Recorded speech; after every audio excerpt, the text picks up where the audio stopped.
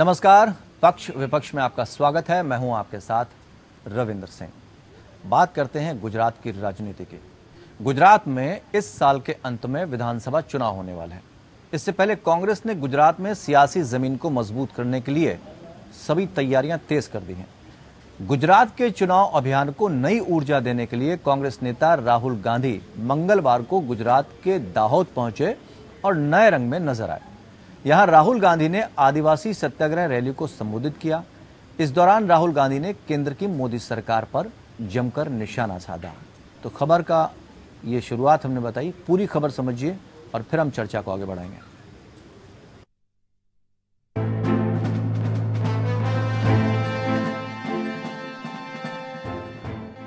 गुजरात पहुंचे कांग्रेस नेता राहुल गांधी ने कहा कि पीएम मोदी ने लोकसभा में मनरेगा का मजाक उड़ाया। उन्होंने कहा, मैं इसे रद्द करना चाहता हूं, लेकिन नहीं करूंगा, क्योंकि देश को याद रहे कि कांग्रेस पार्टी ने क्या किया था। लेकिन आज कोरोना के वक्त मनरेगा नहीं होता तो आपको पता है कि देश की हालत क्या होती। राहुल गांधी ने कहा, गुजरात में कोरोना से 3 लाख लोग मारे गए। देश में गंगा मां लाशों से भर गई थी। हिंदुस्तान में कोरोना से 50 से 60 लाख लोग मरे हैं, लेकिन ये लोग इस पर बात नहीं करते। ये लोग कहते हैं थाली बजाओ, लाइट जलाओ। साथ ही राहुल गांधी ने कहा कि पीएम आए, नोटबंदी की, आपकी जेब से पैसा निकाला, आपसे कहा काले धन के खिलाफ लड़ाई है, पूरे देश को बैंक के सामने खड़ा कर दिया, पूरे देश ने कमाई का पैसा बैंक में डाला, काले धन के खिलाफ कुछ नहीं हुआ, अरबपतियों को फायदा पहुंचा। बीजेपी आई, प्रधानमंत्री ने लोकसभा में पूरी दुनिया के सामने मनरेगा का मजाक उड़ाया। कहते हैं मैं इसको रद्द करना चाहता हूं मगर नहीं करूंगा, क्योंकि मैं चाहता हूं कि देश को याद हो कि कांग्रेस पार्टी ने क्या किया था। और आज देखिए, कोविड के समय अगर मनरेगा नहीं होता तो देश की हालत आपको मालूम, और उसी प्रोग्राम को बीजेपी आज चला रही है। राजस्थान के उदयपुर में होने वाले कांग्रेस के चिंतन शिविर से पहले राहुल गांधी इन दिनों गुजरात के दौरे पर हैं। वो इस साल के अंत में होने वाले विधानसभा चुनाव की तैयारियों का जायजा ले रहे हैं। खबर है कि राहुल गांधी उदयपुर के चिंतन शिविर में हिस्सा लेने के लिए रेल से जाएंगे। माना जा रहा है कि सामान्य व्यक्ति की छवि पेश करने के लिए राहुल गांधी रेल से यात्रा करने वाले हैं। इस दौरान कांग्रेस के कई और सीनियर नेता भी ट्रेन से ही सफर करेंगे। कांग्रेस सूत्रों ने बताया कि राहुल गांधी 12 मई की रात दिल्ली से रेल से रवाना होंगे। कांग्रेस नेताओं ने कहा कि राहुल गांधी जिस ट्रेन से जा रहे हैं उसमें से 2 कोच अलग से कांग्रेस कार्यकर्ताओं के लिए बुक किए गए हैं। पार्टी सूत्रों का कहना है कि पार्टी की ओर से कई कार्यकर्ताओं से ट्रेन में गांधी के साथ जाने के लिए कहा गया। इस शिविर में देश भर से 422 प्रतिनिधि हिस्सा ले रहे हैं। कांग्रेस का चिंतन शिविर 13 से 15 मई तक उदयपुर में हो रहा है, जिसमें आगामी विधानसभा चुनाव में नए जोश के साथ जनता के बीच जाने और 2024 के आम चुनाव की तैयारियों के लिए पार्टी की रणनीति पर विचार किया जाएगा। कांग्रेस अध्यक्ष सोनिया गांधी के इसी ट्रेन से चिंतन शिविर में हिस्सा लेने के लिए जाने की बात भी कही जा रही है, लेकिन उनकी उम्र और स्वास्थ्य को देखते हुए उनके हवाई मार्ग से जाने की संभावना है। कार्य समिति की सोमवार को हुई बैठक में भी निर्णय लिया गया कि इस चिंतन शिविर के माध्यम से कांग्रेस को जनता के बीच ज्यादा आक्रामक रूप से सक्रिय बनाने के लिए एक्शन प्लान तैयार किया जाएगा। कुछ महीने पहले 5 राज्यों में विधानसभा चुनाव में कांग्रेस को मिली करारी हार के बाद से ही पार्टी में मंथन चल रहा है। सोनिया गांधी ने पार्टी के नेताओं से अपील की है कि हमारे लिए एकजुट रहने का वक्त है और पार्टी को कुछ वापस देने का वक्त है, क्योंकि उसने हमें बहुत कुछ दिया है। सोनिया गांधी ने पार्टी को नए जोश के साथ तैयार करने के लिए संसद के बजट सत्र के बाद चिंतन शिविर आयोजित करने का ऐलान किया था। उसी के अनुरूप ये शिविर उदयपुर में आयोजित किया जा रहा है। Bureau report. तो राहुल गांधी पूरे जोश में नजर आ रहे हैं। आदिवासी सत्याग्रह रैली से शुरुआत करी, धीरे धीरे करके पूरे रंग में फिर से नजर आ रहे हैं। 2 खास मेहमान हमारे साथ जुड़े हुए हैं, अश्विनी शाही भारतीय जनता पार्टी से और रत्नाकर सिंह प्रवक्ता कांग्रेस। आप दोनों मेहमानों का बहुत बहुत स्वागत है। रत्नाकर जी, राहुल गांधी को लेकर, चूंकि गुजरात के पिछले इलेक्शन पर अगर जरा गौर किया जाए तो बहुत तेजी दिखाई थी राहुल गांधी ने और उनकी काफी तारीफ भी हुई थी। क्या वहीं से शुरुआत करना चाहते हैं एक बार फिर से कि गुजरात शायद इस बार जद में आ जाए? देखिए रविंद्र जी, पिछली बार का भी अगर चुनावी नतीजा आप देखें तो बहुत कम सीट जो है की मार्जिन से हम लोग पीछे रह गए थे, और बहुत सारे शहरी सीट ऐसे थे जहाँ पे 2-500 का मार्जिन से हम लोग हार गए थे। और इसमें मैं एक चीज ये कहना चाहूंगा कि देखिए, विगत 27 सालों में जो एक गुजरात को इन्होंने एक बोगस मॉडल के रूप में तैयार दिखाया है कि गुजरात मॉडल, अगर आप गुजरात के अंदर जाएंगे तो वहाँ की सच्चाई कुछ और है। गुजरात में आज देखिए, वहाँ पे अगर जाएंगे तो शिक्षा का स्तर जो है वो गिरा हुआ है। आप ट्रांसपोर्टेशन मोड देखिए, वहाँ पे चरमराई हुई है। और जिस तरह से ये खाली बस मीडिया के माध्यम से और सोशल मीडिया के माध्यम से ये दिखाने की कोशिश की जा रही थी कि गुजरात मॉडल सबसे अच्छा गुजरात मॉडल, लेकिन वहाँ पे परिस्थितियां कुछ भिन्न है। जो राहुल गांधी जी ने जाके वहाँ पे जो चीजें कही वो बिल्कुल सही कहा है कि यह 2 देश है। आज पूरे देश में जो दो देश बन रहा है, एक तो वह देश जो अडानी और अंबानी सरीखे अमीरों का देश है, जहाँ पे अंबानी 10वें स्थान पे विश्व में स्थान रखते हैं और अडानी जो है 5वां स्थान रखते हैं विश्व में। और एक वह देश है जहाँ पे 23 करोड़ जनता कोविड के बाद गरीबी रेखा के नीचे चली आती है। 97% लोगों का आय जो है कोविड के बाद घट जाता है। तो राहुल गांधी जी ने जो बात ये कही है कि 2 देश की, वो बिल्कुल सही बात कही है। और उन्होंने एक चीज कहा है कि यह अब जो है ये गांधी का गुजरात नहीं रह गया, यह पटेल का गुजरात नहीं रह गया, यह मोदी का गुजरात है। गांधी और पटेल के गुजरात में अंग्रेजों से लोहा लेने के लिए न जाने कितने आंदोलन किए गए, कितने सत्याग्रह किए गए, कोई अनुमति की जरूरत नहीं थी। लेकिन आज अगर वहां पे एक जिनेश मेवानी जो विधायक अगर वहां पे आंदोलन करता है आदिवासियों के लिए, दलितों के लिए, तो उसको 3 महीने की सजा कर दी जाती है। आज अगर वहां पे आवाज को दबाने की पूरी कोशिश की जा रही है, अगर कोई ट्वीट कर देता है तो आसाम की पुलिस आती है 2500 किलोमीटर दूर से और उसको गिरफ्तार करके ले जाती है। तो कथनी और करनी में कितना अंतर है आज आप देख सकते हैं। 27 साल से जो इनका कुशासन है वहां पे जनता अजीज आ चुकी है। पिछली बार ही हमारे अंदर कुछ सीट से मार्जिन से कम हो गए थे, इसलिए हम वहां पे सत्ता में आ नहीं पाए। लेकिन इस बार कहाँ कमी रह गई थी? देखिए क्या होता क्योंकि है, अगर देखा जाए ग्रामीण इलाकों में तो ठीक कांग्रेस का प्रदर्शन रहा था, लेकिन शहरी इलाकों में आप उतना सक्षम नहीं हो पाए, उतना सफल नहीं हो पाए। जी रविंद्र जी, देखिए इस बार आम आदमी पार्टी जो गुजरात में चुनाव लड़ रही है उसका हमें बहुत फायदा मिलने वाला है। जिस तरह से इन्होंने हमें गोवा में नुकसान करा है, वैसा फायदा हमको उसका सीधे रूप से जितने भी शहरी वोट हैं, ज्यादातर बीजेपी के वोट हैं और आम आदमी पार्टी शहरी वोटों पे अपनी पकड़ रखती है। आम आदमी जितना शहरी वोट काटेंगे और भारतीय जनता पार्टी की उतनी मट्टी पलीद होगी और हम बड़ी आसानी से वहां पे जीतेंगे।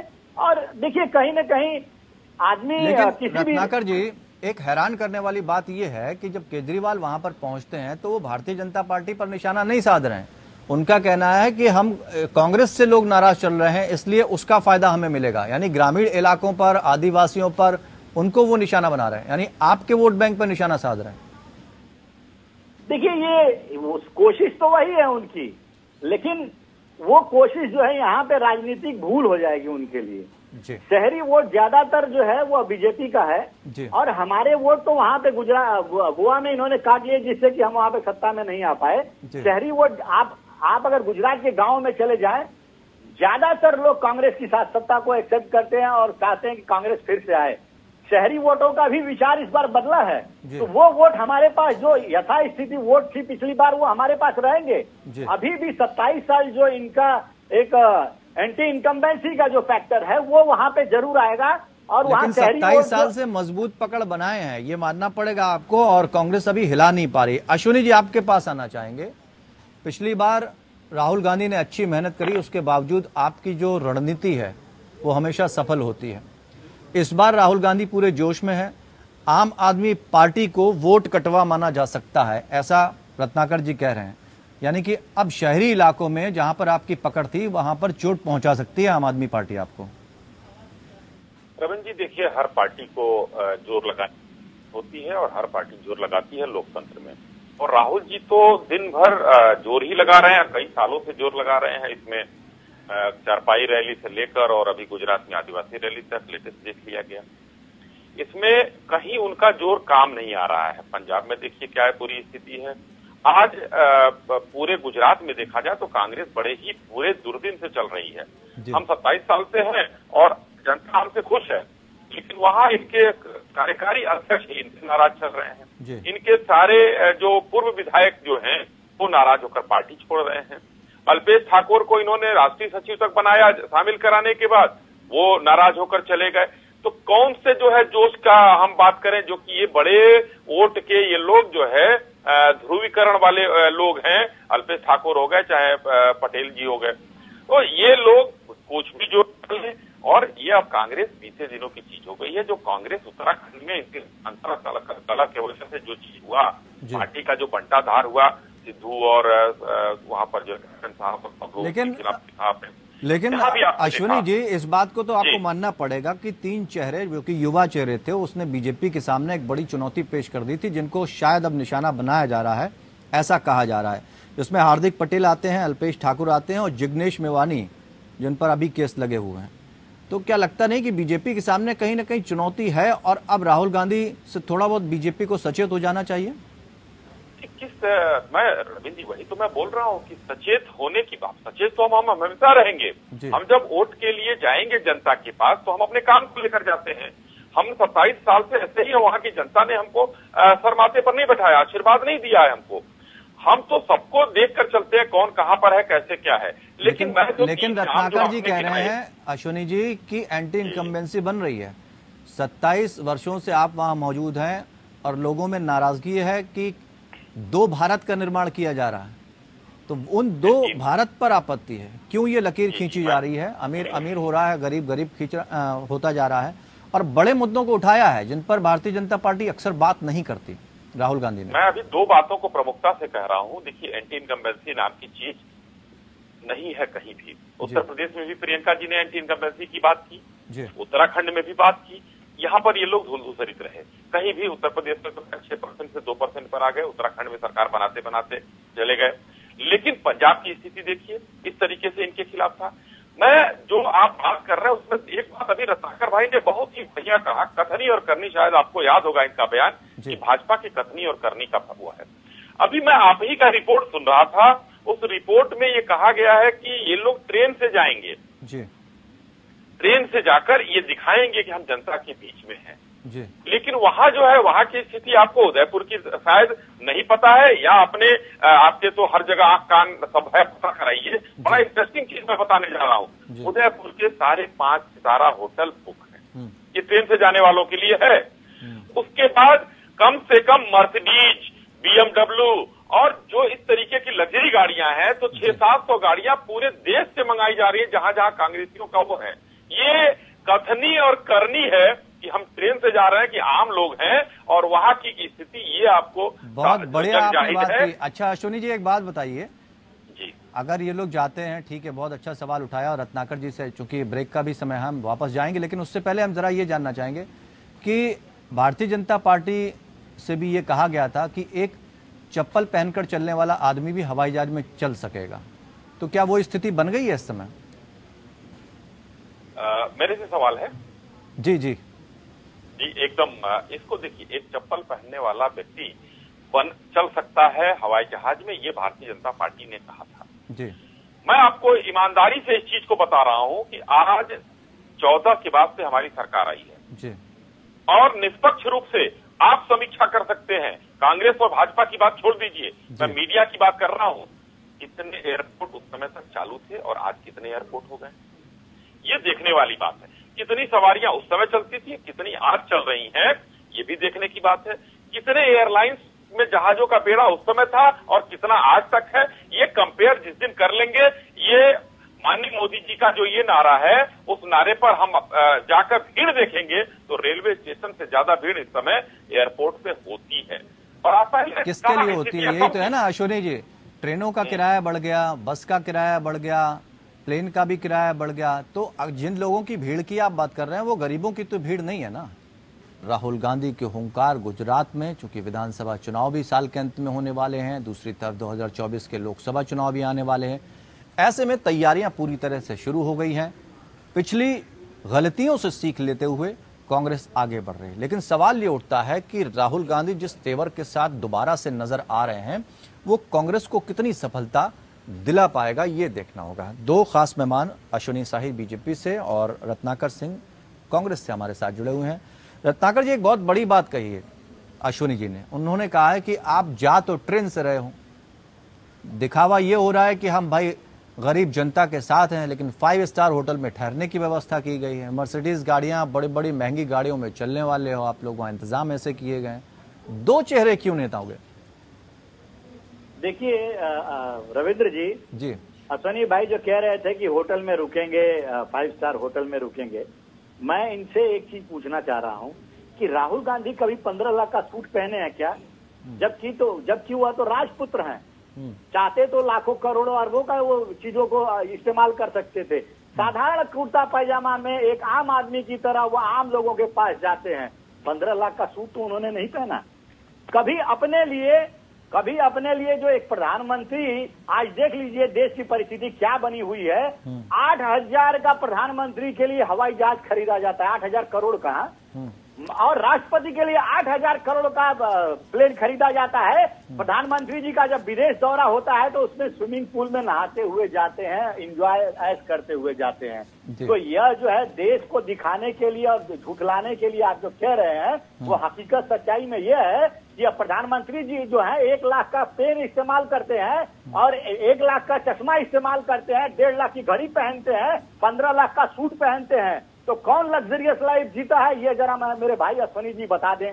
दूसरी चीज मैं ये कहूंगा रविंद्र जी, इन्होंने कहा था कि जनता बहुत खुश है इनसे, ये कह रहे थे। मैं इनको ये बताना चाहता हूं, अगर जनता इतनी भारतीय जनता पार्टी से गुजरात में खुश है तो मुख्यमंत्री सहित पूरे कैबिनेट को बदलने की आखिर में नौबत क्यों आई? कोविड की नाकामियों के बाद मोदी जी ने पूरे मुख्यमंत्री सहित पूरे कैबिनेट को बदला, क्योंकि तमाम तरह के घोटाले मिले, कई लाख लोग वहां पे मरे, 3 लाख लोग जो है मरे हैं वहां पे, लेकिन ये सरकार बताएगी नहीं, झूठा आंकड़ा सिर्फ दिखाएगी। तीसरी चीज, अगर ये गुजरात मॉडल की बात करते हैं, अगर गुजरात इतना ही विकास अगर हुआ है तो जब ट्रंप जी आए थे गुजरात में, जब इंग्लैंड के प्रधानमंत्री आए थे बोरिस जी, तो पर्दा लगाया क्यों गया था? रास्तों पे पर्दा लगा के ढका गया था, गरीबों के घर के आगे पर्दा लगाया गया था। आप क्या दिखाने की कोशिश करते हैं? आप ये दिखाने की, वही तो यही है, आप ये दिखाने की कोशिश करते हैं कि हमारा देश जो है विकसित है और अडानी अंबानी जैसे सरीखे लोगों के का यह देश है। लेकिन हकीकत ये है कि यहाँ पे 23 करोड़ लोगों को इसी भारतीय जनता पार्टी के शासनकाल में गरीबी रेखा के नीचे जाना पड़ा, और कई 100 किलोमीटर कोविड के दौरान भी लोग पैदल चल जाने को मजबूर हुए, ये भारतीय जनता पार्टी के अनप्लान्ड लॉकडाउन की वजह से। और अश्विनी जी, ये गंभीर आरोप है अलग अलग कि जब ट्रंप आए थे तो किस तरह की स्थिति कही थी, एक दीवार पाट दी गई थी गरीबी और अमीरी रेखा के बीच में, उसी भारत की हम बात कर रहे हैं। दूसरी तरफ कभी पाटीदार की बात नहीं की, कभी आदिवासियों की बात नहीं करी, किसानों की कभी बात नहीं करी, जबकि मूंगफली वाले जो किसान हैं उनके मुद्दे को कभी नहीं उठाया गया। बड़े मुद्दे क्यों पीछे छोड़ देती है भारतीय जनता पार्टी? आम किसान है, गरीबी रेखा से नीचे जो लोग जी रहे हैं, उनकी बात करना ही नहीं चाहती है, सिर्फ ऊपर की तरफ देखना चाहती है, ऐसा क्यों? अश्विनी, आपकी आवाज नहीं पहुंच रही हम तक। आपकी आवाज आ रही है? जी, आ रही है, अब आ रही है, बोलिए। जी, भारतीय जनता पार्टी का नारा है सबका साथ, सबका विकास और सबका विश्वास, सबका प्रयास भी जोड़ दिया है माननीय प्रधानमंत्री। हम उसी पर चलते हैं। और आप अलग अलग की बात करें कि मूंगफली किसानों की बात करें, हम इस किसानों की बात करते हैं। किसानों के लिए कितनी योजनाएं हमने चलाई हैं, वो योजनाएं किसी से छुपी नहीं है, पूरे देश के लिए 140 करोड़ जनता के लिए चलाई गई है। चाहे वो 6,000 रुपए की राशि हो, चाहे किसान बीमा हो, या जो भी मतलब जितनी योजना हो, अगर गिनाते रहे तो आपका कार्यक्रम समाप्त हो जाएगा। हम किसानों के लिए सोचते हैं, हम हर मुद्दे की बात करते हैं। नहीं, उन्होंने एक गंभीर सवाल, अश्विनी, एक गंभीर सवाल उन्होंने ये पूछा कि जब ट्रंप आए थे तो बीच में लाइन क्यों खींच दी गई थी? क्या चीज छुपाने की कोशिश? समय दीजिए, मैं जवाब दे रहा हूँ, क्योंकि बीच में आपकी बात मुझे थोड़ी सी सुनाई नहीं दे रही। मैं इनका 3 सवाल बड़े पॉइंटेड रत्नाकर भाई ने पूछे, मैं बताता हूँ जी, बताइए। कि राहुल गांधी जी राजपुत्र हैं, तो उनकी वही क्वालिटी है, और वो दूसरी क्वालिटी भी नहीं, वो उनके बेटे हैं, इसलिए आज कांग्रेस के लोग उनको सर पे बैठाए, नहीं तो उनके में कोई दूसरी क्वालिटी नहीं है, उसका भी मैं बता रहा हूँ। ट्रेन से क्यों जा रहे हैं? उन्होंने सूट नहीं पहना। अरे रत्नाकर जी सुन लीजिए, रत्नाकर जी सुन लीजिए, उन्होंने सूट नहीं पहना, वो आम आदमी की तरह रहते हैं, तो ठीक है भाई, हम कहीं माननीय प्रधानमंत्री जी नरेंद्र मोदी जी कहीं ये नहीं कहते हैं भाई वो पहनते हैं, वो जहाज पे जाते हैं, तो आप लोग इसी जहाज में जाने का विदेश यात्राओं का मजाक उड़ाया करते थे। और वो राहुल गांधी जी यही कहते थे कि मैं भाषण दूंगा तो भूचाल आ जाएगा सदन में, वो बात आज तक नहीं हुआ। लेकिन जो विदेश गए ना प्रधानमंत्री जी, जब लौटे हैं, आज यूक्रेन और रूसिया के युद्ध के बाद पूरा विश्व दो पार्ट में बटा हुआ है और दोनों तरफ के लोग हिंदुस्तान की तरफ देख रहे हैं। और कौन ऐसा बचा है जो हिंदुस्तान में आया नहीं और हिंदुस्तान से उसने सलाह नहीं मांगी और हिंदुस्तान की अपने वहां मतलब एक कहते हैं ना कि सलूट करते हैं जयशंकर जी को, अपने विदेश मंत्री जी को। विदेश मंत्री जी दो टूक जाकर कह रहे हैं इंग्लैंड में और दूसरे देशों में कि आपने हमको इतने साल गुलाम बनाए रखा और आज हम इस जगह खड़े हैं, आप देखिए हम कहाँ हैं। खुला कहने की हिम्मत आपके विदेश मंत्रियों में नहीं होती थी, जो देश के भी विदेश मंत्री होते थे। कांग्रेस सरकार की बात है आपसे मतलब। अश्विनी जी एक कटोरा लेकर, अश्विनी जी एक बात, रविंद्र जी थोड़ा सा आईना दिखा दूं एक लाइन का। नहीं आप बोलिए, मैं बस एक छोटा सा सवाल जो भी हो। हाँ, एक छोटा सा सवाल जी, ये आपके विदेश मंत्री कैसे होते हैं? मैंने कहा जो देश के भी थे, मैंने कहा आपके मतलब कांग्रेस के, उसका मैंने आपने सुना नहीं, इसलिए आपका सवाल आ गया। मैंने उसका स्पष्टीकरण किया, फिर से एक बार इस चीज को सुन लीजिएगा। मैंने आपके विदेश में कांग्रेस के उस समय उसका सरकार थी, वो देश के भी विदेश मंत्री थे, वो कटोरा लेकर लोग निकलते थे, चाहे इनका कोई भी, आप देख लीजिए, वर्ल्ड बैंक से लेकर अमेरिका के पास कटोरा लेकर खड़े रहते थे। आज हिंदुस्तान की मैं बात बता रहा हूँ, हिंदुस्तान अमेरिका जैसे देश को कर्जा दिया है और 200 कुछ अरब डॉलर का कर्जा दिया है। आप इस चीज को भूलिए मत। हिंदुस्तान जी रत्नाकर जी अश्विनी जी कोरोना के बाद विश्व की सबसे तेजी से उभरती हुई अर्थव्यवस्था बन गया है, इसको भी ध्यान रखिए। आपकी बात पर कुछ कहना चाहते हैं जी रत्नाकर जी, बोलिए। ये कितना बैठ के झूठ बोलने का काम करते हैं भारतीय जनता पार्टी लोग, मुझे नहीं वो झूठ बोलते सर, ये तो जनता तक है। आप बताइए, बात रखिए बात रख रहा हूँ मैं। अभी इनको शायद आंकड़ा पता नहीं है कि यही भारत है जहाँ पे आजादी से लेके अब तक, जब मतलब 2014 तक कुल विदेशी कर्ज 50 लाख करोड़ था, कुल विदेशी कर्ज। आज वह विदेशी कर्ज 150 लाख करोड़ हो गया है। तो ये क्यों झूठ बोल रहे हैं? कटोरा लेकर निकलते थे ये। 8 साल के दौरान आपने विदेशी कर्ज 3 गुना कर दिया।